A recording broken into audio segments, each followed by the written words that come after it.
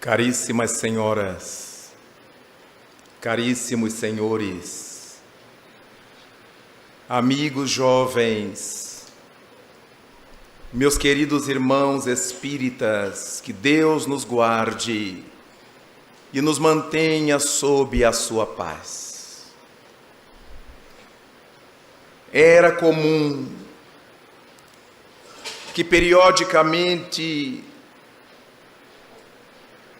o povo fosse convidado a subir a montanha para ouvir as vozes de um dos seus deuses. O notável e conhecido deus Apolo, como o chamavam os gregos, costumava desejar falar às massas da Grécia. E o templo consagrado ao deus Apolo era localizado na velha Fócida, no alto do Monte Parnaso. E esse templo tinha a forma circular. Ali, uma jovem adolescente, necessariamente virgem, cuidava de manter aceso o fogo diante do templo, diante do altar que reverenciava a Apolo. Mas periodicamente ela era sentada sobre um banco tripóide, um banco de 3 pés, exatamente sobre a frincha de uma rocha vulcânica, que de propósito tinha sido construída, tinha sido guardada pela construção do templo. Dessa fenda natural, evolava-se um gás que, ao ser inalado pela jovem sensitiva, pela jovem pitonisa, levava ao estado de transe, porque a palidez tomava-lhe conta do semblante, o suor álgido escorria-lhe da face, e logo ela começava a se agitar, como alguém que volta de um processo anestésico, e a cabeça sacudida de um lado para outro, deixava ver os olhos que se perdiam nas órbitas. Logo mais, passados esses momentos de excitação inicial, a jovem se impertigava e era tomada por uma voz gutural, uma voz máscula, que se dirigia ao povo ali reunido e comprimido para falar a respeito dos destinos da Grécia, das coisas boas e das coisas ruins que o povo deveria viver, chamar atenção para as responsabilidades, enaltecer pelas vitórias. Tudo isso o deus Apolão fazia com seu povo. Apolo era por demais conhecido na Grécia e uma das divindades mais próximas da população. Em Roma, Apolo era chamado de Febo. E se acreditava tanto em Roma quanto na Grécia que o deus Apolo era responsável por levar a carruagem de fogo através dos céus, iluminando a terra. Caberia a Apolo conduzir o carro do sol, céus afora, e deste modo era por demais homenageado tal entidade. Depois de falar a massa e despedir-se, Novamente a médium se agitava, até voltar à sua coloração peculiar, até retornar à sua tranquilidade biológica e psicológica, retomando a sua função de guardiã do templo de Apolo. O povo saía pensativo, depois das chamadas de atenção, das saudações e parabenizações que o Deus lhe dirigia a cada vez que se manifestava. Mas não somente no Monte Parnaso, na velha Fócida, a Grécia mantinha contato com seus deuses, porque são conhecidos mistérios como os de Delfos, como os de Eleusis e tantas outras regiões da Grécia, onde os deuses se manifestavam e conversavam com as criaturas, chamando-as para um pensamento mais alto, para uma vida mais luminosa na terra. Dessa maneira, toda a Grécia acostumou-se a viver com os seus daimons. Os daimons, que viriam a dar ensejo à palavra demônio, com o passar do tempo, na Grécia correspondia ao anjo da guarda, ao espírito guia das pessoas, o que levava o notável Sócrates a afirmar que era inspirado pelo seu daimon, pelo seu demônio, pelo seu anjo da guarda. Mas quando deixamos a Grécia, a velha e magna Grécia, e penetramos, por exemplo, Roma, ali também vamos encontrar os romanos mantendo contato com seus deuses. Os deuses de Roma eram os mesmos deuses da Grécia, porque uma vez que Roma dominava politicamente a Grécia influenciava culturalmente Roma. E todas as culturas da Grécia acabaram por encharcar a alma, o pensamento, a história de Roma. E Roma conversava com os deuses, através também das pitonisas, adotava o mesmo termo. Mas em Roma chamávamos também a essas pitonisas de sibilas. E através das sibilas os deuses falavam. Encontrávamos ali os arúspices e várias outras denominações que variavam de acordo com a forma da mediunidade, que Allan Kardec chamará no livro dos médiuns de medianimidade. Dessa forma, a mediunidade era conhecida em Roma, e o Deus, pai dos deuses, que na Grécia era chamado de Zeus, era Júpiter em Roma. Apolo na Grécia era Febo em Roma. Tanto os deuses quanto as deusas da Grécia, ao penetrarem o pensamento helênico, ao pensamento romano, ao pensamento do Lácio, recebiam uma nomenclatura própria de acordo com a língua latina. Desse modo, Roma também cultivava o culto aos deuses lares. E quem eram os deuses lares? Eram os espíritos das famílias, os pais desencarnados, os avós, os bisavós, todos os ancestrais da família costumavam se manifestar em ocasiões propícias para dirigirem-se aos seus familiares, parabenizando-os, chamando-lhes a atenção, fazendo-lhes advertências, tanto quanto Apolo fazia na Magna Grécia.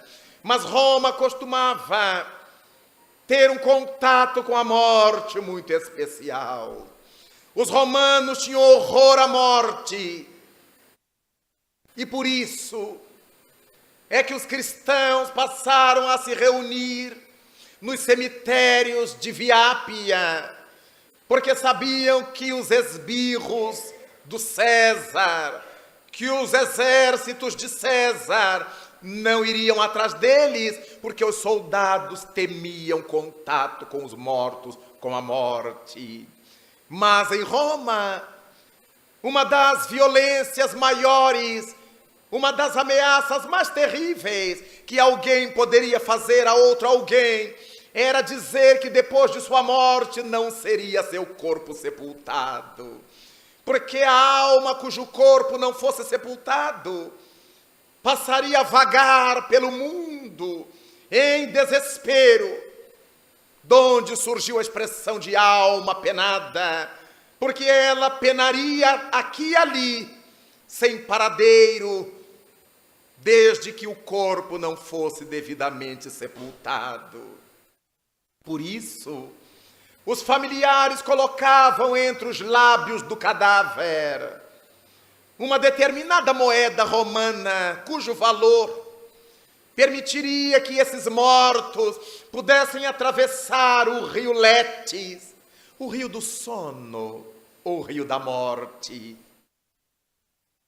e pagar a travessia ao barqueiro Caronte. Caronte era um vulto mitológico, conhecido como barqueiro da morte, e em alguns escritores como barqueiro do inferno. As águas do Letes, então, serviam de vereda para que Caronte dirigisse seu barco, levando o morto até a Ilha dos Mortos. O contato de Roma com os mortos era tão comum, nada obstante o temor a manter contato com eles. Não foi por outra razão que entrou na língua latina e mais tarde em nossa língua portuguesa o termo letal, aquilo que é capaz de matar, de produzir o sono definitivo. Tudo que é letal faz referência às águas do rio Letes, e deste modo Roma dialogava com seus mortos familiares, os deuses lares, e os demais deuses que ocupavam os Champs-Élysées, os Campos Elíseos, nas regiões do além, conforme a crença. Mas não eram tão somente a Grécia e Roma que acreditavam na presença dos mortos, dos deuses, dos espíritos, mas todos os povos sempre neles acreditaram, porque os deuses faziam parte de todos os povos. Deuses, que significa espírito, deuses com D minúscula. Não foi por outra razão que Jesus Cristo nos disse: já não tendes ouvido que vós sois deuses? João 10, 34. Tudo aquilo que eu faço, podereis fazê-lo. Vós sois deuses. Esse vós, a que se refere Jesus, somos nós. Todos somos deuses, quer dizer, somos espíritos. E por essa razão, perfectíveis, a caminho da perfeição que o Mestre nos havia determinado. Sede perfeitos, quão perfeito é vosso Pai Celestial.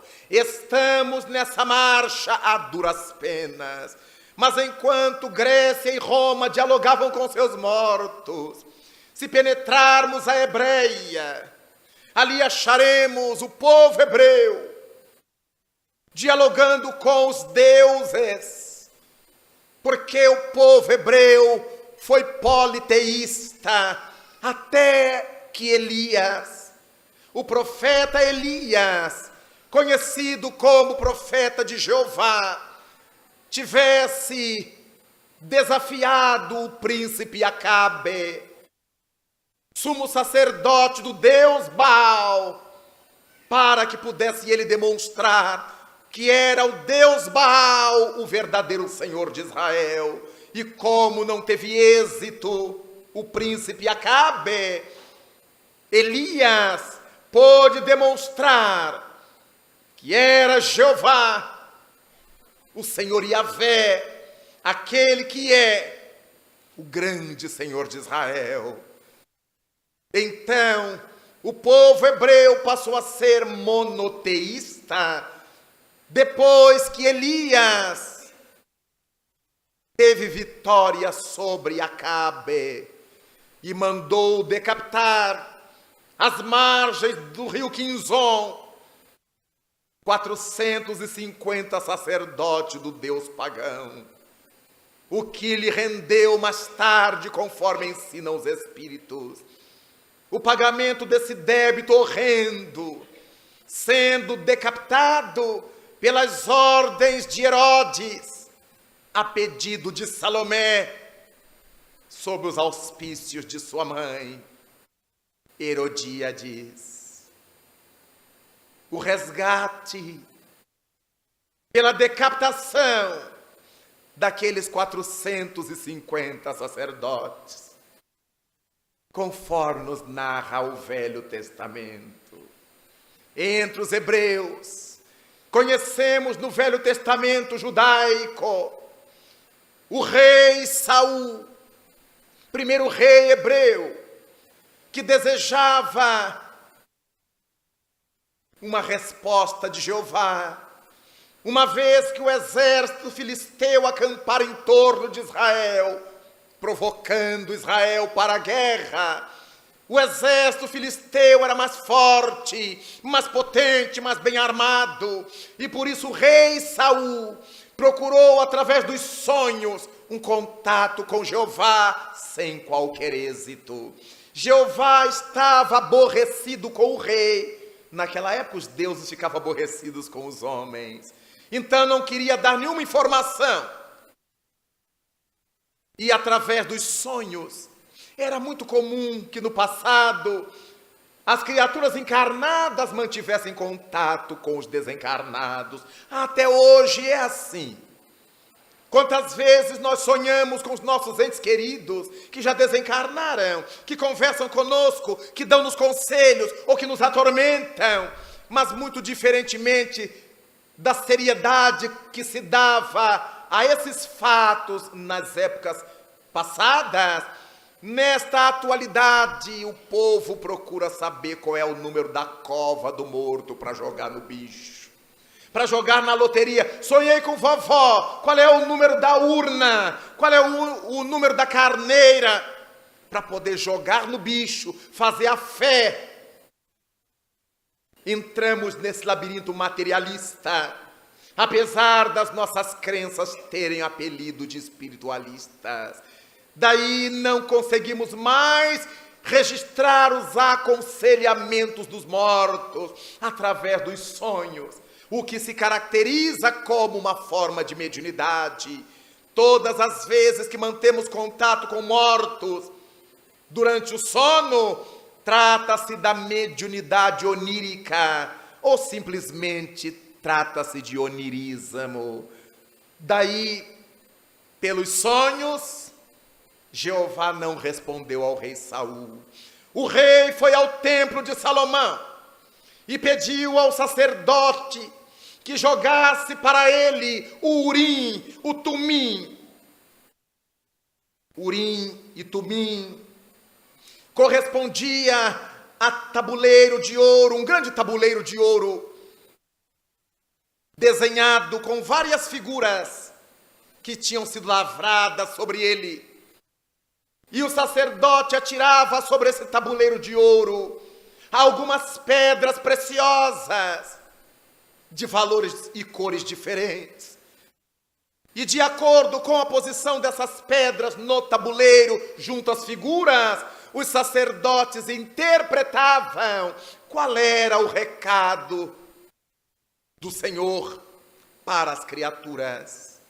o que se assemelha aos famosos jogos de búzios dos nossos ancestrais africanos, com a diferença que não era tabuleiro de ouro que eles usavam, era um pano-alvo ou uma esteira de palhas virgens, sobre as quais eles atiravam búzios, pequenas cascas de moluscos, e pela posição como caíam esses búzios, esses caramujinhos, o sacerdote africano, o iniciado africano, fazia a leitura do que os orixás estavam orientando.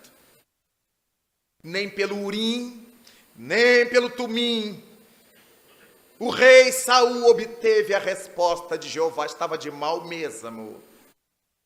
E então o rei procura em Israel um médium, conforme as traduções do padre João Ferreira de Almeida. Procurava um sensitivo para que pudesse, através de um deles, obter resposta do mais além. Mas os seus asseclas responderam-lhe que fora ele mesmo, o rei, que tinha expulsado todos os médiuns de Israel, sob pena de matá-los, caso ali continuassem. Mas pela insistência do rei, descobriram que numa pequena cidade próxima a Israel, na pequena Endor, vivia uma mulher que era tomada pelo espírito de Pitom, era médium. E o rei Saul organizou os seus e marchou para lá disfarçado. E ao chegar à casa da mulher, propôs-lhe que ela fizesse levantar a Samuel. Samuel havia sido um grande juiz em Israel, padrinho político de Saul, e responsável por Saul ter chegado ao trono real de Israel, e que tinha desencarnado há algum tempo. Então o rei Saul pedia à mulher de Endor que fizesse levantar a Samuel para conversar com ele. Mas a mulher disse que estavam proibidos todos aqueles tipos de intercâmbio pelo rei. E Saul retira os disfarces, mostra quem é e diz a ela que ela estaria em segurança, porque era o próprio rei que lhe estava pedindo. A mulher, conforme o texto narra, entra num estado de transe e mostra que não foi materialização o fenômeno, porque somente ela via aquele homem que se erguia de baixo para cima. Ela foi descrevendo a toga vermelha, os papiros sob o braço direito, as barbas hirsutas e longas. E o rei foi identificando Samuel. Era ele. E fez a pergunta que o levara até ali: se ele deveria ou não aceitar o desafio do exército filisteu. E através da médium de Endor, Samuel diz ao seu antigo pupilo que ele não deveria passar recibo ao desafio, porque se entrasse em guerra com o exército inimigo, dentro de pouco tempo ele estaria com a sua família no mundo espiritual. O rei desmaiou diante da resposta de Samuel, porque o rei queria exatamente o contrário, exatamente como nós fazemos. A gente vai procurar os médios, não é para ouvir a verdade que eles vão nos dizer, é para que eles confirmem o que a gente está achando. E se eles não confirmam, é mistificação. Então o rei Saul, que deu todas aquelas voltas do sonho ao Urim, ao Tumim, até chegar à mediunidade daquela mulher, não aceitou a proposta de Samuel. Espírito, volta a Israel e decreta guerra ao exército inimigo, que destroça o exército israelense em pouco tempo.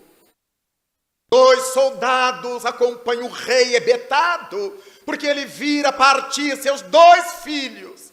Esbozete, Mefibosete, pelas mãos da guerra que ele então aceitara. Estava embetado, caminhando sobre o campo juncado de cadáveres, retira a lança da mão do soldado que o acompanhava e crava contra o próprio peito, confirmando a tese do espírito Samuel. Se ele aceitasse guerrear, em pouco tempo estaria no além. Contato dos povos com os espíritos. O rei primeiro de Israel foi buscar, através da mediunidade, um contato com Samuel. Mas curioso é que aquela época, quando alguém queria falar a um espírito, pedia-se ao médium que fizesse o espírito levantar. Levante o espírito, porque os hebreus e vários povos antigos acreditavam que quando a pessoa morresse, iria para o Sheol. E o Sheol era uma região que ficava no imo da terra, no centro da terra. Por isso eles pediam aos médiuns que tirassem de lá o espírito, logo que o fizessem levantar. E, curiosamente, a psicologia de então determinava que os médiuns vissem o espírito se levantando. Somente com o advento do cristianismo, quando os cristãos passaram a acreditar que quem morre vai para o céu, e o céu em cima, os médiuns são solicitados a fazer baixar o espírito. Antes estava embaixo, fazia subir. Agora se crê que ele está em cima, se faz baixar, e está o povo baixando o espírito à torta e à direita. Porque o espírito não vem nem de baixo nem de cima, ele está aí, nós no meio deles. O mundo no qual estamos imersos é o mundo dos espíritos. E os nossos planetas e os nossos corpos fazem parte desse segmento materializado do mundo espiritual. Existem mais espíritos do que seres encarnados. Não foi à toa que Paulo de Tarso estabeleceu que estamos cercados por nuvens de testemunhas. Nada que façamos, em nenhum lugar que estejamos, estaremos longe da presença dos espíritos, que estão em toda parte.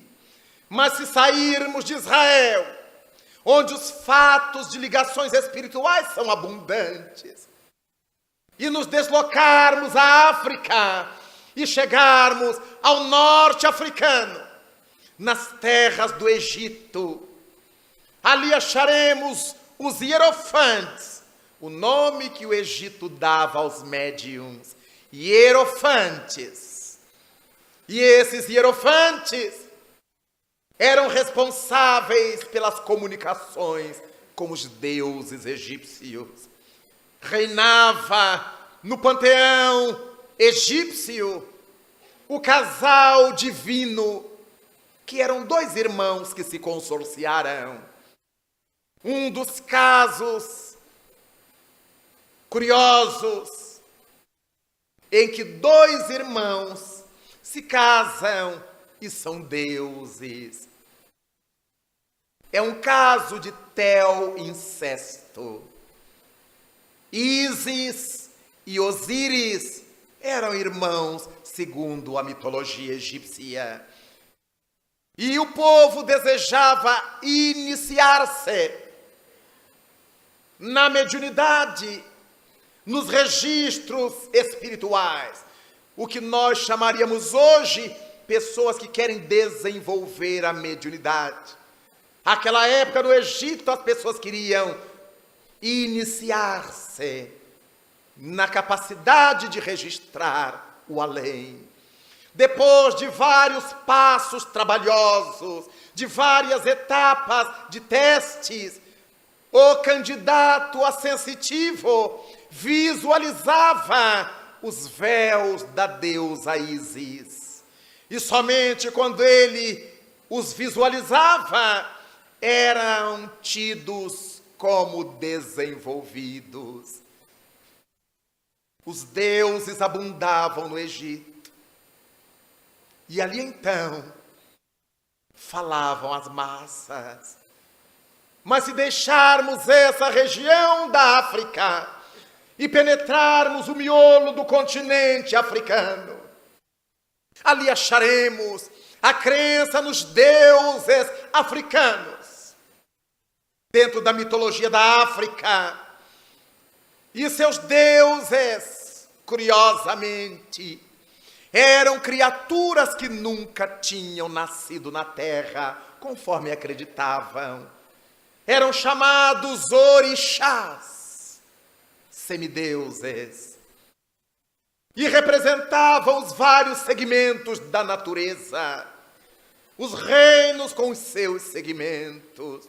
É daí que encontraremos os Oxóssis, resguardando o verde, as florestas, as matas virgens, tanto quanto encontraremos os Oguns, os senhores das batalhas e das guerras, os senhores das defesas, das demandas. Mas do mesmo modo acharemos os Xangôs, que eram os deuses da inteligência, do intelecto desenvolvido. Os deuses que cuidavam da cultura eram os Xangôs. Mas se encontrássemos uma cascata, um véu de noiva, uma cachoeira, os africanos estavam diante das Oxum. Se encontrassem as águas correntes de rios, ribeiros, riachos, estavam diante das Nanãs e das Nanambruquês. Mas diante do grande e vasto mar, os africanos se defrontavam com Iemanjá, ou Janaína, a grande senhora da gigantesca Calunga, que era o mar. Dessa forma, os africanos dialogavam com seus deuses, com seus orixás.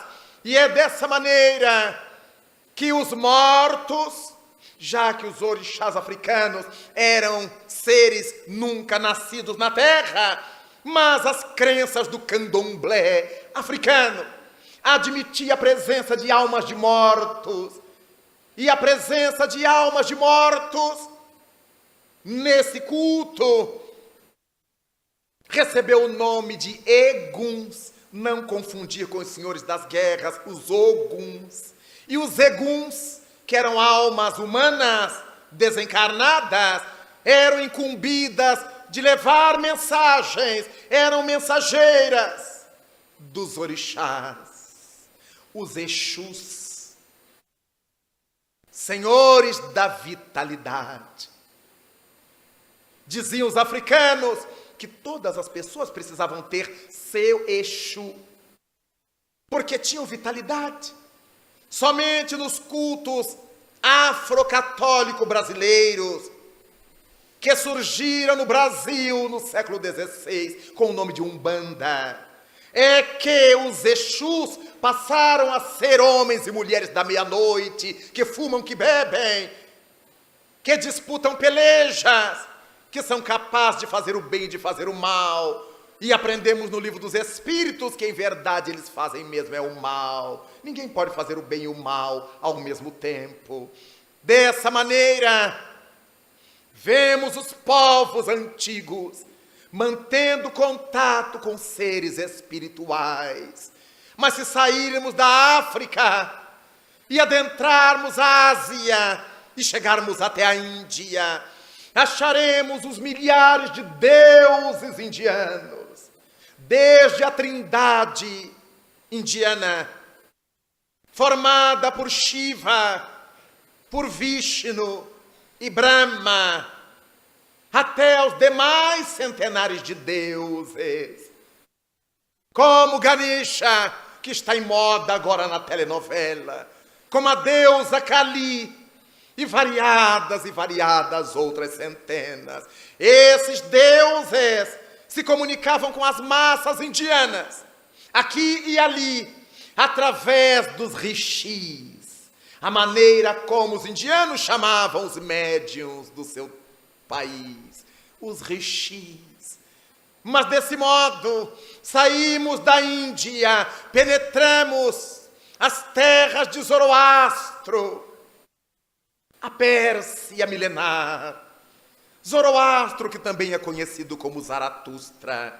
E ali então, o notável Zoroastro chamava o povo a prestar mais atenção nos conselhos do deus Mazde, também chamado de deus Mitra, donde surgiu o mazdeísmo persa ou mitraísmo persa. O deus Mazde, ou Mitra, era a representação da luz, do bem, do equilíbrio, da saúde. Mas Zoroastro chamava a atenção do seu povo para não aceitar as insinuações, as inspirações de Arimane, porque Arimane, na Pérsia, era a representação demoníaca, era a representação obsessora, era a representação do mal. Por isso, os espíritos, também na Pérsia, onde hoje situa-se o Irã, mantinha contato com seus deuses. Encontramos deuses entre os germânicos, entre os nórdicos, entre os japoneses, chineses, o que levou o mundo espiritual a responder a Allan Kardec em O Livro dos Espíritos, que na Terra nunca houve um povo ateu. Por mais que as pessoas digam hoje que são ateias, elas não acreditam no Deus que as religiões fizeram, mas elas todas devem acreditar nesse Deus que fez os seres humanos, porque esse está íncito em nós, suas marcas estão em nós, e dessa forma nós estamos sendo chamados durante todo o tempo a ter maior lucidez, a pensar mais alto, a buscar a orientação de que necessitamos para trilharmos os caminhos da Terra tão confusos, tão complexos. É por isso que encontramos o Deus Thor. Encontramos as diversas deusas, como Diana, como Palas Atenas, representando esse horizonte feminino, representando esse horizonte masculino. Deuses e deusas, convocando-nos a pensar mais alto.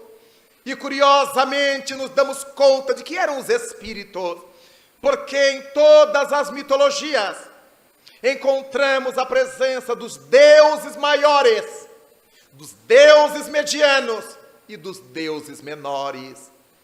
Tanto quanto hoje nós falamos em espíritos de luz, espírito das trevas e espíritos imperfeitos como nós os somos. Somos medianos, alguns pendendo para baixo, para a treva, outros pendendo para cima, para a grande luz, mas somos espíritos medianos. E por causa disto, os deuses eram distribuídos entre aqueles que faziam de tudo.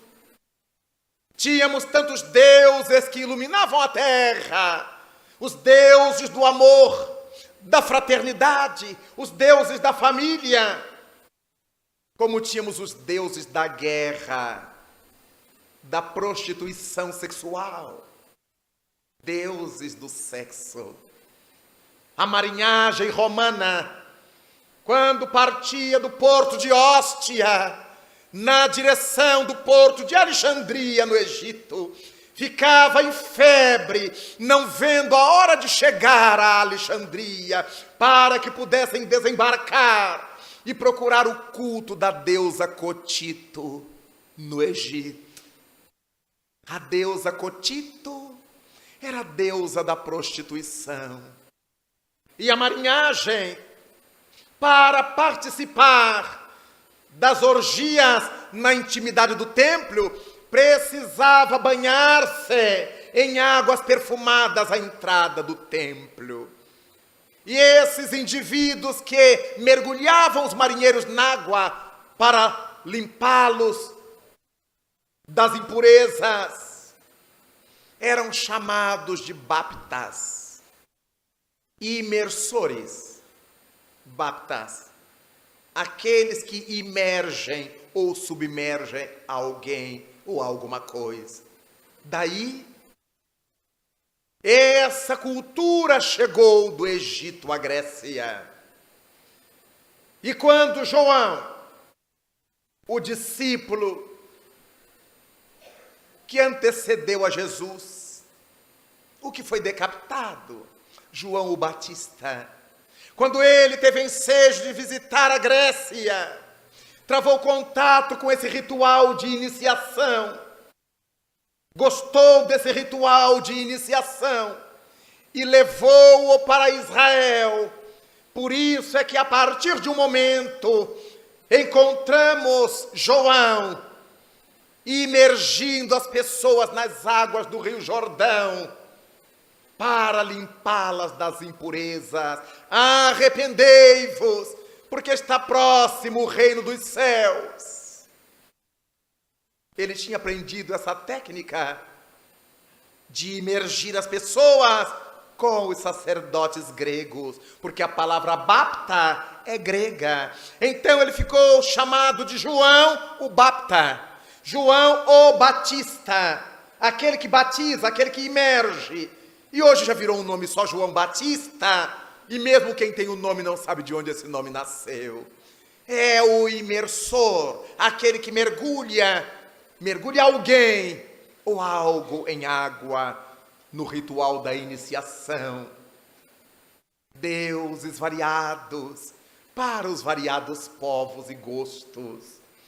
Mas quando pensamos nisso, refletimos para o fato de que sempre o mundo superior esteve pensando em nossa evolução terrestre, enviando os espíritos de luz para que nos pudessem esclarecer, para que nos viessem aclarar diante das necessidades que portamos, afirmando-nos que somos deuses, ainda que com D minúscula.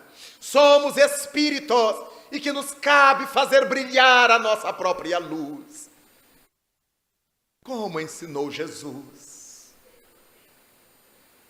Quantas são as pessoas que morrem de medo de espíritos, mesmo sendo espíritas? Uma amiga me disse, em nossa casa doutrinária: olha, Raul, eu não consigo orar de luz apagada. Digo, por que razão? Eu tenho medo de espíritos. Mas mulher, você não é espírita? Eu sou, mas eu tenho medo de espírito. E por que que você tem medo de apagar a luz? Porque pode chegar um monte de espíritos. E eu lhe disse, é engano seu. Porque como você é medrosa, há no além incontáveis espíritos tão medrosos quanto você o é. E quando você apaga a luz do seu quarto, os medrosos correm do seu quarto, porque eles têm horror à escuridão. Mas quando você acende a luz, eles todos entram no seu quarto, devem gritar, oba! E ela empalideceu. Quer dizer, quando eu estou de luz acesa, que tem mais? Eu digo, tem mais. Todos os medrosos como você acorrem para o seu quarto, onde está a luz acesa. E o que que eu faço? De você que sabe. Mulher de pouca fé. Passaram-se os meses e a reencontrei no centro.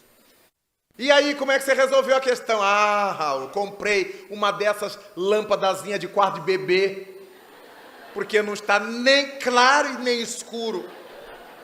E os espíritos deverão ficar à porta. Medo de espíritos. Chegava do centro espírita numa noite, chegava tarde, 11 e tal, tivéssemos uma reunião, depois da reunião, centro espírita é assim, tem a reunião, depois da reunião, depois da reunião, da reunião. E tem sempre alguém que quer falar a última coisa com a gente, e que nunca é a última. E eu chegava à minha casa, a rua semideserta, e encontrei um colega doutor, colega da minha universidade, andando pela calçada de um lado para outro, com um cachorrinho pela correia preso. E eu lhe perguntei: o que você está fazendo na rua uma hora dessa? Ele olhou para um lado, olhou para outro. Eu posso lhe dizer? Eu digo: pode. Eu estou com medo. Medo de quê, homem? Minha mulher, você sabe que ela é professora, ainda não chegou da faculdade. Minha filha estuda à noite, ainda não chegou da faculdade. Como é que eu vou ficar naquele apartamento sozinho? Você tem medo de quê, doutor? Todo mundo é materialista, mas morre de medo. Você tem medo de quê? De espíritos, Raul. Eu digo: mas eu não entendo. Como é que você tem medo de espírito e está aqui no meio da rua sozinho, se a rua está apinhada de espírito? E ele puxou o cachorro, não me diga isso. Eu digo: é claro. Os espíritos que estão na sua casa são aqueles que têm afinidade com você, com sua família. Mas aqui na rua tem espírito de todo jeito. Você jura? Eu digo: juro. Então eu vou voltar para casa. E puxou o cachorrinho, quase enforcou o bicho. Ele nunca tinha pensado que nós vivemos cercados por nuvem de testemunhas. Onde estivermos, há espíritos. E nos sintonizamos com eles de acordo com o tipo de emissão mental que fazemos. Uma amiga de infância, que eu já não via há muito tempo, ela mudara-se da cidade de Niterói para o Rio de Janeiro. Eu a encontrei numa tarde na cidade carioca do Rio. E nos abraçamos, havia mais de 15 anos que não nos víamos. Nos abraçamos e ela me disse: você precisa ir lá em casa, conhecer o nosso apartamento. Morava na zona sul do Rio. Minha mãe e meu pai vão adorar revê-lo. Eu digo: vou marcar e irei. Aproveitei-me de uma data aniversária dela e meses depois fui visitá-la. E a mãe, de fato, o pai nos receberam com muito carinho. E conversa vai, conversa vem, jantamos. Eu notava que a minha amiga queria me perguntar alguma coisa, que não tinha coragem. Mas depois do jantar, enquanto sua mãe e a secretária doméstica arrumavam a mesa para pôr a sobremesa e um bolinho para nós cantarmos o parabéns, ela aproveitou a deixa e me disse: Raul, eu fiquei sabendo que você é espírita. Digo: sou. Ah, eu nunca imaginei que você pudesse ser espírita. Você é um rapaz tão inteligente. Começou a apelar. Digo: é por isso que eu sou espírita. Mas como é que você pode, perguntou-me ela, como é que você pode acreditar em espíritos? Eu digo: do mesmo jeito que você acredita. E ela se persignou e disse: eu não acredito em espírito. Eu falei: acredita. Eu não, eu sou católica. Eu digo: mas eu sou espírita. E você acredita em espíritos. Deixei que ela respirasse, porque ela empalideceu. A mãe chegou com a sobremesa, pôs a mesa, sentou-se com o pai e ficaram ouvindo a nossa conversa. E então eu perguntei à minha amiga: qual é o santo ou a santa de sua fé? Você é devota de que santo? E ela sorriu, bateu no peito e disse: eu sou devota de Santa Teresinha do Menino Jesus. E eu lhe perguntei: onde é que mora Santa Teresinha? Se ela pudesse me deglutir naquela hora, que ela me olhou, eu disse: no além, minha filha. Todos os santos do altar católico são almas do outro mundo. De Jesus Cristo a Santo Antônio, todos já morreram. Então, se você crê em um desses, você é espiritualista e acredita em espírito. Porque quando você ora, você não ora para aquela imagem que está ali. Você ora para o ser espiritual que aquela imagem representa. Então você está orando para o espírito. Do mesmo modo que quando você ora a Jesus, você não está orando para aquela cruz e aquela estátua nela aprisionada. Você está olhando para aquela cruz e pensando no Jesus de Nazaré, o Senhor das estradas, dos caminhos, aquele que nos acompanha, aquele que está descrucificado. Então, você crê em espírito. Todo religioso crê em espírito. Ela disse, mas o protestante não crê. Eu digo, crê sim, senhora. Eles falam o tempo todo em Espírito de Deus, Espírito do Senhor, e em Satanás, que é Espírito. Então, eles acreditam em espíritos.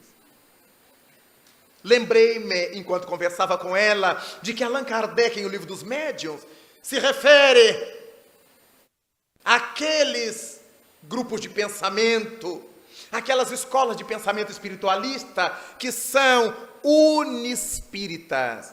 Aquelas escolas de pensamento ou religiões que acreditam que somente um tipo de espírito se pode comunicar, seja o demônio ou seja o Espírito Santo. Só ele. Então, são unispírita, segundo Kardec.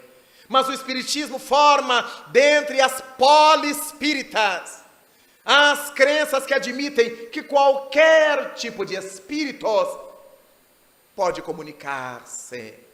Então, lembrei-me disto e resolvi presentear a minha amiga com 2 histórias que ela não conhecia, com certeza. Disse a ela, você sabia, Dorita, que em 1886, a noroeste da França, uma jovem adolescente atravessava uma campina com as suas primas para visitar a paisagem. Essa jovem tinha asma.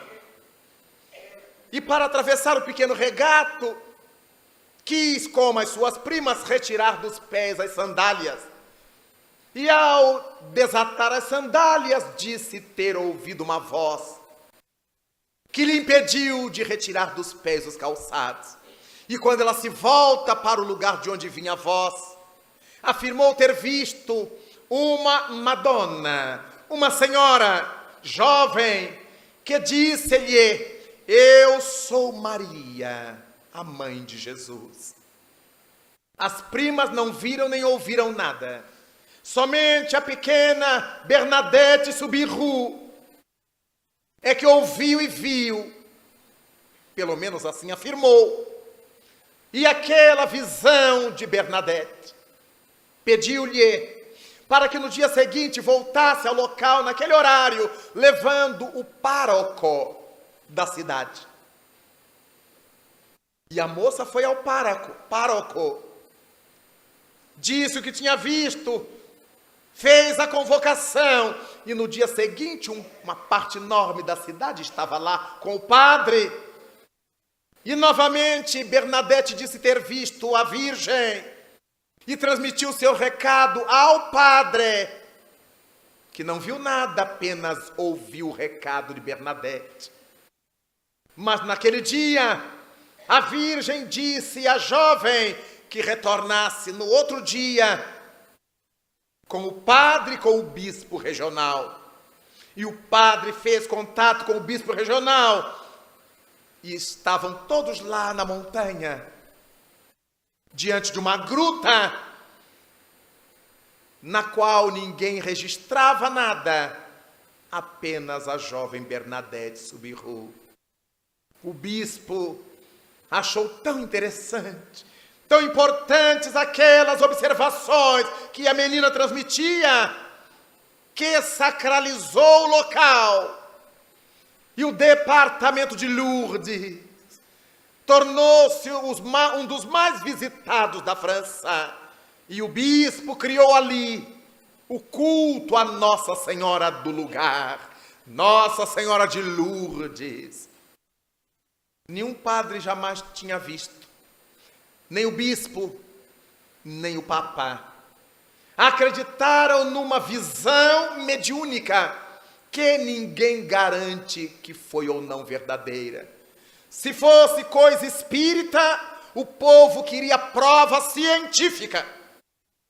Mas como não era coisa espírita, todos aceitam até hoje, põe o nome nas filhas, Maria de Lourdes, Nossa Senhora de Lourdes, vista ou supostamente vista, já que não houve provas, por Bernadette Soubirous, que ao crescer tornou-se enfermeira, de coração cristão notável, até que a igreja canonizou-a como Santa Bernadette Soubirous.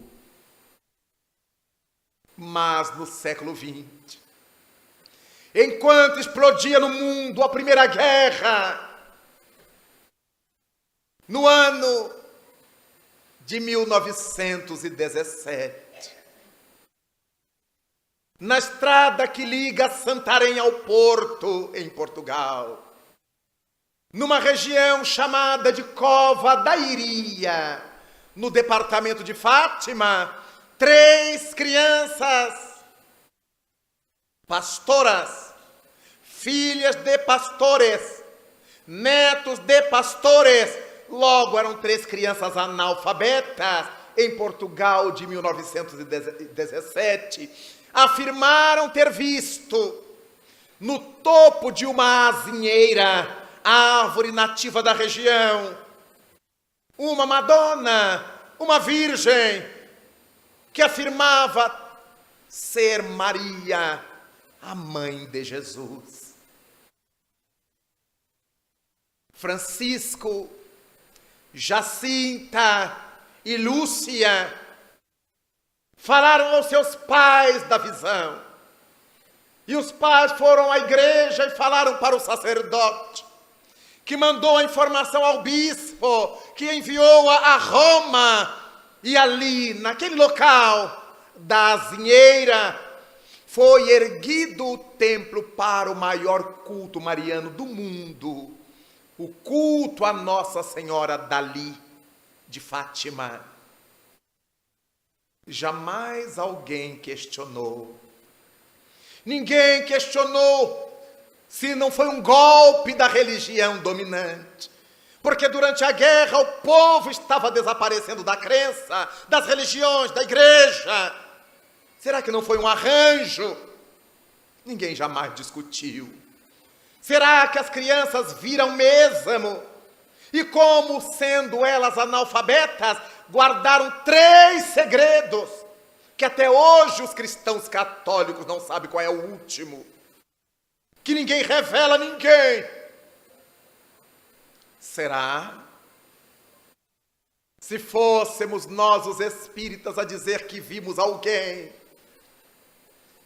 os religiosos todos se armariam e diriam que era Satanás. Mas como não foram os espíritas, era fácil de acreditar. Se fôssemos nós, o povo quereria provas científicas. Levariam as 3 crianças espíritas para os laboratórios, para eletrificá-las, para verificar se tinham problema de olhos, de miolos. Mas como foi fora do espiritismo, valeu. Mas os romanos, os católicos romanos, carregam vários cultos a entidades que foram registradas por via mediúnica, como a Virgem de Guadalupe e outras tantas, que ninguém jamais pôde testemunhar, a não ser uma pessoa que supostamente viu. E se a igreja acreditou em Bernadette Soubirous e em Francisco, Jacinta e Lúcia, é porque a igreja aceita a mediunidade.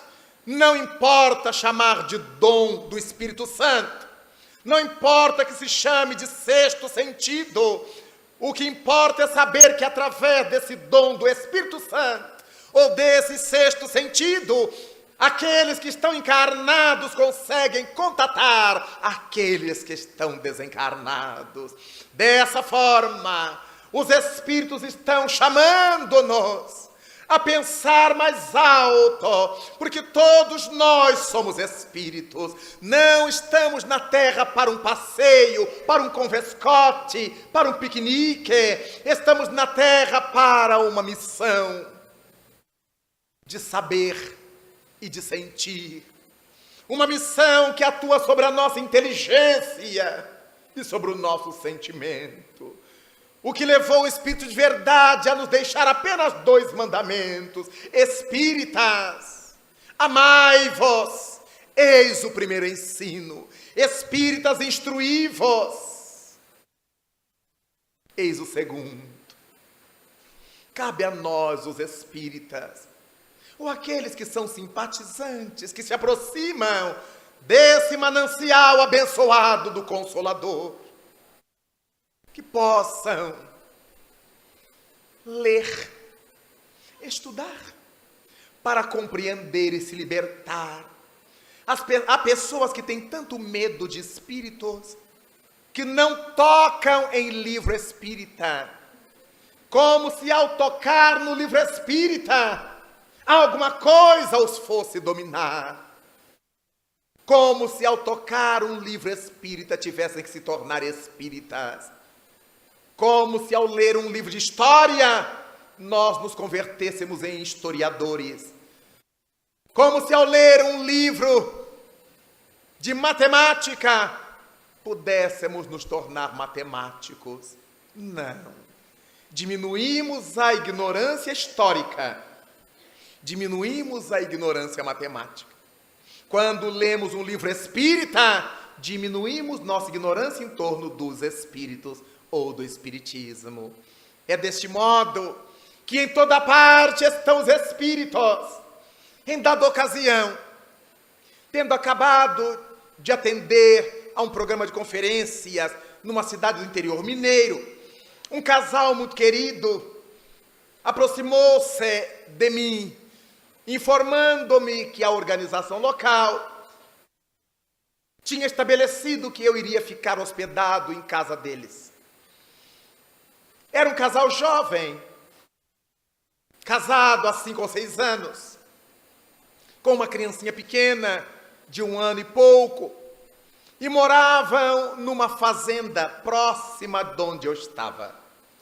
Chegamos à noite na fazenda, mas pude perceber que as coisas estavam nos seus lugares, tudo arrumadinho. A casa grande da fazenda onde eles moravam tinha sido reformada, mantivera os traços originais, mas tudo era novo. O mobiliário interno era antigo, madeira maciça, escura. Depois das falas comuns, das trocas de impressões, de tomarmos um chá para dormir, o casal levou-me até ao quarto onde eu ficaria. Nos despedimos para, na manhã seguinte, nos revermos do café da manhã e eu seguir meu rumo. Adentrei o quarto, tranquei a porta, higienizei-me para descansar. A cama era alta, bem antiga. Subi na cama, deitei-me e estou fazendo a minha evocação mental, agradecendo a Deus pelo dia, quando comecei a ouvir um gemido. Longe. Imaginei que por perto da casa grande houvesse casa dos caseiros, dos funcionários da fazenda, e que alguém estivesse àquela hora da noite sentindo-se mal. Dali a pouco o gemido estava mais próximo, mais alto, e eu imaginava que alguém estivesse passando perto da janela, levando alguém para um hospital para ser socorrido. Mas dali a pouco eu me dei conta de que o gemido estava dentro do meu quarto. Retirei o lençol que me cobria, aguçei a audição, e além de ouvir o gemido de alguém ranzinza, divisei uma mulher diante de mim na escuridão do quarto. Era uma senhora que aparentava ter mais de 80 anos, muito magrinha, com muitas rugas, os cabelos brancos guardados por um lenço amarrado atrás. Pude ver as rendinhas da gola do vestido de floritas, que ia até os pés. sem cinto, embora o vestido fosse cinturado. Olhei aquela mulher de olhar vazio e de expressão desesperada. Assentei-me na cama, eriçado totalmente. Elevei meu pensamento a Jesus para que eu pudesse ser útil àquele espírito. E perguntei-lhe o que é que eu podia fazer para ajudá-lo. E o espírito me disse, batendo numa das mãos com a outra fechada: eu quero pedir para você falar para minha filha que eu quero a minha santinha de volta. Ela não tinha nada que se desfazer da minha santa. E eu pensei comigo, quem será a filha dessa senhora? Falei, quem é a sua filha? Ela me respondeu, é a dona desta casa, a que trouxe você para cá. Digo, e é minha filha. E ela se desfez da minha santa sem minha autorização. Digo, meu Jesus, você vai dar esse recado a ela? Eu digo, darei, pode deixar. Vou procurar uma oportunidade para dar esse recado. Enquanto ela não trouxer de volta a minha santa, eu não vou ter sossego. Veja no altar como está faltando a minha santa. Na escuridão do quarto eu via o espírito, mas eu não via mais nada. Veja como está faltando. Eu digo, pode deixar, minha senhora. Eu lhe garanto que vou transmitir seu recado. E o espírito começou a desaparecer diante da minha percepção. Quando o espírito desapareceu, quem é que disse que eu dormia mais? Aí eu levantei, acendi a luz e vi em cima de um móvel, eu não tinha prestado atenção, um desses antigos oratórios que as famílias antigas, principalmente nas fazendas, guardavam em casa, com várias imagenzinhas. Eu não notei falta de nenhuma, porque eu não sabia as que estavam ali. Mas no dia seguinte, eu passara a noite inteira em claro pensando naquela mulher, no quanto os espíritos ficam presos no além por quinquilharias. E fomos à mesa do café, e ela, muito prazenteira com seu esposo, me perguntou, e aí, professor, dormiu bem? Digo, bem, graças a Deus. Eu só não completei para dizer bem mal, não é? E conversa vai, conversa vem. Eu lhe perguntei, escuta, por acaso a senhora se desfez de alguma imagem do oratório lá do meu quarto? E ela pensou, sim, havia uma imagem de Nossa Senhora Aparecida, uma imagem de resina que era da minha mãe. E como minha tia, irmã de minha mãe, adorava essa imagem, eu dei de presente a ela. Digo, mas a senhora trate de buscar. Por quê, professor? Porque sua mãe está agoniada no além. Porque a senhora desfez da imagem do oratório dela sem pedir licença. Como é que eu vou fazer agora para pegar com o titio? Eu falei, é um problema da senhora com sua tia e sua mãe. Eu sugiro, porque sua mãe falou que a imagem foi tirada sem a autorização dela. Pegue com sua tia de volta, coloque no mesmo lugar, peça autorização à sua mãe. Porque mesmo aqui na terra nós somos assim. A gente até daria, mas depois que passasse por nossa ordem. A gente é assim. A velha fazendeira também. Depois a senhora pede licença à sua mãe para dar a imagem à sua tia. O senhor acha que eu devo fazer isso? Acho, porque senão sua mãe não vai ter sossego, conforme ela me disse que não vai ter. Não soube do desfecho, porque não mais voltei àquela cidade. Mas uma demonstração a mais para mim, de que os mortos estão de pé. Os mortos vivem e estão sempre a chamar-nos ao pensamento mais alto, para que nos libertemos dessa quinquilharia. Nós todos somos espíritos. Não importa aqueles que têm medo, aqueles que negam, todos somos espíritos. E se somos espíritos, é importante nos perguntemos o que é que nos cabe fazer aqui na terra. As velhas perguntas irrespondidas da humanidade, até que chegasse o Espiritismo. Quem sou eu? De onde eu vim?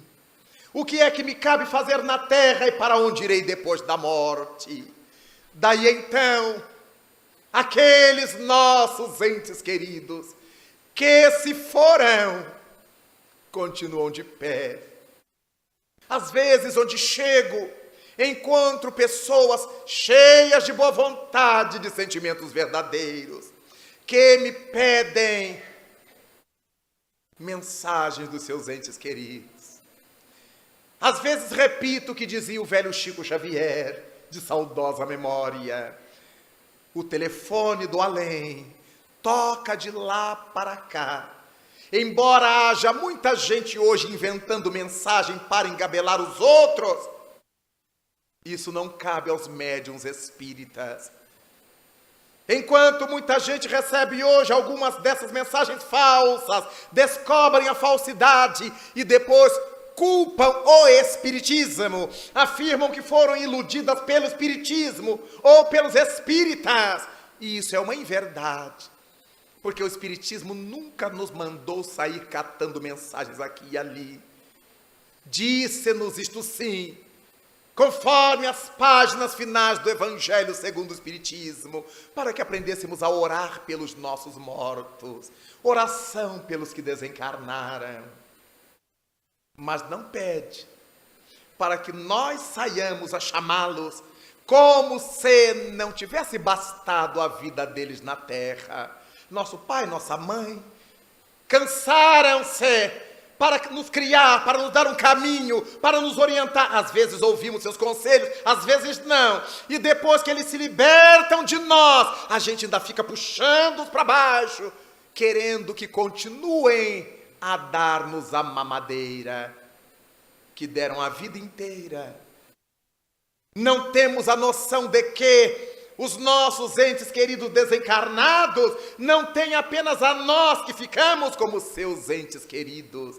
Quando vieram para a terra, deixaram no além a continuidade da família que os espera voltar vitoriosos.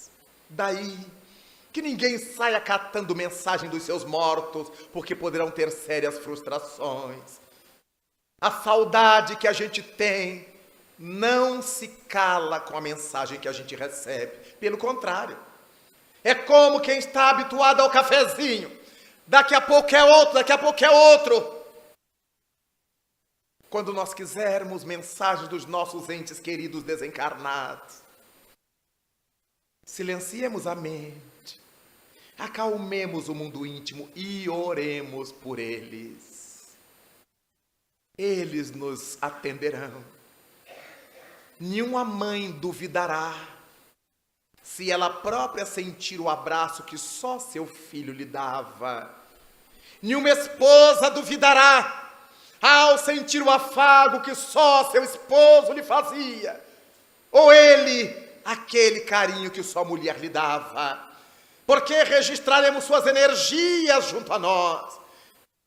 Muito mais firme e convincente do que qualquer outro texto. Porque está na moda que as pessoas cheguem diante de alguém, conte a vida do morto toda, e agora a vida do morto toda aparece no papel. A mesma história que os parentes contaram. É por isto que precisamos ter cuidado. Nós não somos espíritas para ter privilégios de receber uma mensagem todo dia dos nossos mortos. Seria uma injustiça de Deus para com o resto da humanidade que não conhece o Espiritismo. Mas não estamos impedidos de entrar em contato com eles. Nós e nosso psiquismo em oração. Registraremos se eles estão em paz. Registraremos se estão atormentados pelo tipo de fluido que nos passarão. Se alguém quiser saber como está seu ente querido no além, não precisa de médium nenhum. Analise o que essa pessoa foi quando estava encarnada. O que ela fez enquanto esteve aqui. Se foi digna, honesta, buscando o bem. Uma pessoa comum com seus erros e acertos, mas era alguém do bem. Não teremos dúvida de que está bem no além. A cada um é dado conforme suas obras. Mas se o nosso ente querido foi um salafrário, viciado, criminoso, mau caráter, não importa que tenha sido meu pai, meu irmão, meu filho ou eu mesmo, estaremos comendo uma gabiroba no além. Porque a cada um é dado segundo suas obras. Não adianta nenhum médium dizer, ai, seu drogadinhozinho tá com Nossa Senhora. Tá não. Ah, o seu trambiqueirozinho que morreu está à direita do Senhor. Não está não. Deus nem tem direita. Deus é uma inteligência. Então, se a gente quiser saber como estão nossos entes queridos, basta meditarmos sobre eles. O que é que eles deixaram no mundo? O que é que eles fizeram no mundo? Às vezes vejo mensagens estranhas. Criaturas que saíram da terra desgraçadamente, alcoolizadas em acidentes automobilísticos, estavam drogadas, e depois vem mensagem, esses espíritos que se suicidaram indiretamente, já são guias. Encontrei no estado de São Paulo, numa cidade que fui, um centro espírita com o nome do rapaz, que tinha se suicidado, arrojando o carro contra uma árvore encharcado de drogas, mas esteve na cidade alguém que disse para a família que era um espírito de luz, não sabia dos detalhes da desencarnação, que estava protegendo a família, e a criatura atormentada nos umbrais. E a família mandou erguer um centro espírita e botou o nome do filho suicida como mentor do centro. Nós não precisamos pagar esse mico, como diz a garotada. O Espiritismo nos leva a ter bom senso. Senão Jesus Cristo terá mentido para nós quando nos diz: a cada um será dado conforme suas obras. Somos deuses, somos espíritos.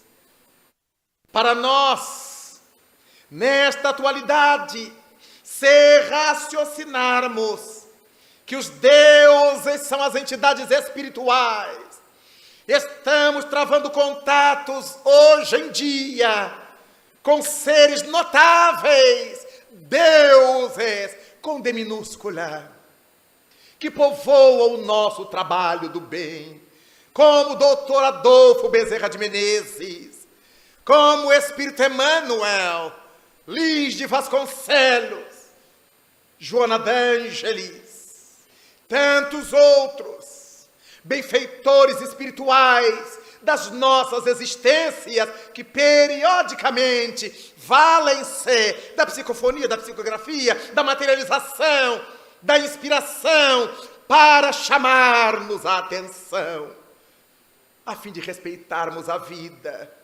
Chamam-nos esses seres do além, esses que vibram nesse moderno Champs-Élysées, nesses campos elíseos do mundo além.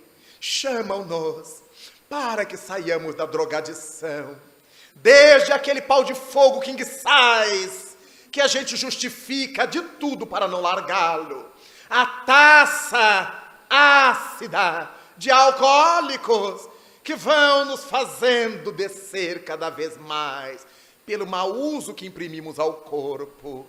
Vamos buscar nas orientações dos imortais a força de que carecemos para educar nossos hábitos, para educar a sexualidade desenfreada ou espúria, para educar a nossa língua verdadeira chibata sobre o dorso do mundo, para educarmos nosso olhar na certeza de que quando os nossos olhos forem bons, todo o nosso corpo terá luz, na certeza de que os mortos vivem, nossos mortos estão de pé, louvemo-los através da nossa vivência positiva, com nossas lutas, nossas quedas, nossos levantares, sem complexos de culpa, sem neuroses perfeccionistas, mas na certeza de que, dia após dia, estaremos marchando para esse aldilá,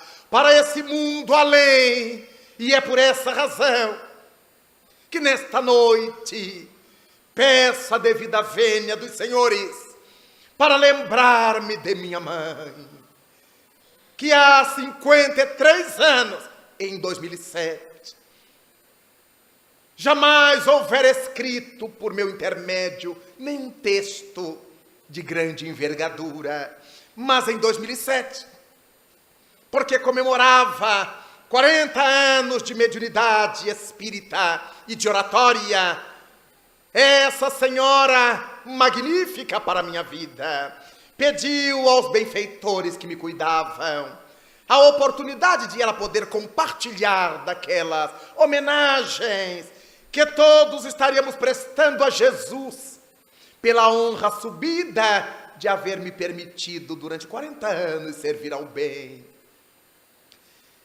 E numa das nossas reuniões mediúnicas, nosso benfeitor, o Espírito Camilo, disse-me: Dona Benedita estava presente, minha mãe. E o Camilo me disse: Nossa Benedita escreverá, meu filho, prepare-se. Concentrei-me, orei. E quando voltei, a lucidez, ela tinha escrito um texto pequeno e havia pedido aos imortais essa possibilidade de participar com seu filho nas solenidades que evocavam 40 anos de luta e luta brava no mundo. Ao longo de todo 2007, Dona Benedita Maria escreveu por minhas mãos 64 capítulos de temas variados, que o benfeitor Camilo pedia que os guardasse, porque ele gostaria de homenageá-la, publicando seus textos. Dona Benedita então exubera. Minha mãe não havia conhecido durante a encarnação o Espiritismo. Desencarnou jovem aos 44 anos, hipertensa cardíaca, deu-me a oportunidade. E se foi 4 anos depois, deixou seu filho com 4 anos de idade, que era eu, e mergulhou na imortalidade. Era médium de efeitos físicos, de psicofonia, de psicografia, médium inspirativa. Era uma mulher da caridade. Não havia quem batesse às portas de minha casa a qualquer hora da noite sem que Dona Benedita deixasse de atender. Para todos. Ela tinha uma palavra, um passe, uma oração. Mas no além conheceu a doutrina. Encantou-se com ela. O Espírito Camilo já, àquele tempo, prestou-lhe assistência para que ela despertasse para a nova realidade. 53 anos depois, Dona Benedita Maria retorna, escreve por meu intermédio o seu primeiro livro. E é este primeiro livro de minha mãe, que toma a liberdade de dizer que está comovedor. Viemos lançá-lo aqui, no estado do Paraná. O fizemos ontem, o fazemos hoje, e certamente é um presente, um escrínio de joias de reflexão, porque minha mãe demonstra no além uma maturidade, uma visão, uma lucidez capaz de emocionar-me intensa e profundamente. É este presente que ela me trouxe aos 42 anos, agora, de trabalho espírita. E é este mesmo presente que estamos apresentando aos senhores, agradecidos a Deus. E particularmente eu agradeço a Jesus, porque essa é uma demonstração do que acabamos de falar. Nossos mortos estão de pé, os mortos vivem e vibram com o nosso êxito, e choram e se lamentam, com as nossas quedas. É por tudo isso que quando nos unimos em oração, refletindo sobre a nossa realidade, somos espíritos, somos deuses. Cabe-nos agradecer a Jesus por nos haver permitido aqui na terra a presente existência e nos ter mergulhado nas águas caudalosas do Consolador. Agradecidos então, Senhor, queremos dizer-te nesta hora: louvado sejas, Senhor Jesus, na glória imortal do lar celeste, pelos bens que nos trouxeste no evangelho da nossa redenção, na tarefa renovada que o teu olhar nos consente. Hoje, de espíritos reverentes, nós rogamos pelo teu amor. Pobres cegos, que desde há milênios estamos fugindo à luz a qual nos elevas. Hoje, porém, Senhor, a nossa oração rompe as trevas. Escuta-nos e, se possível, vem retificar o nosso passo, a fim de que trilhemos a estrada corrigida. Vem sustentar nossa vida, nossa lida na fonte inesgotável do eterno bem. Dá-nos, Senhor Jesus, tua bênção, bênção que nos conforta, bênção que nos levanta, para que a tua doutrina santa, esse imbatível Consolador, vibre pura viva dentro de nós. Faze, Senhor, com que nós todos, nessa caminhada incessante, a cada dia, em todo instante, possamos ouvir tua voz. Ampara a nossa esperança, liberta a nossa pobreza, socorre nossa alma presa de tanto erro nessa multissecular imperfeição. Mestre excelente, Senhor de toda a verdade, ensina-nos a guardar-te com unção, com devoção e com inesgotável gratidão, na intimidade singela, nada obstante sincera, do nosso próprio coração.